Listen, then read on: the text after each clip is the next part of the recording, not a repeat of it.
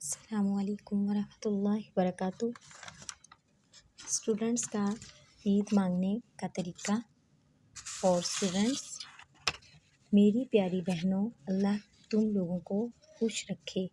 Please ईदी दे दो, दोस्ती के नहीं नाते दे दो, खुदा के वास्ते दे दो। फॉर टीचर्स, मेरी बहुत ज़्यादा प्यारी टीचर्स, प्लीज़ ईदी दे दें। हम भी आपके बच्चे हैं तो ईदी तो देनी है। टीचर्स, आप बहुत प्यारी हैं, आप बहुत अच्छी हैं, प्लीज़ दे दें। जैज़ कैश, इजी पैसा, बैंक ट्रांसफ़र सब चलेगा, बस फ़ोन नंबर दे दें। मेरी ईदी कहाँ है? वेयर इज़ माई ईदी?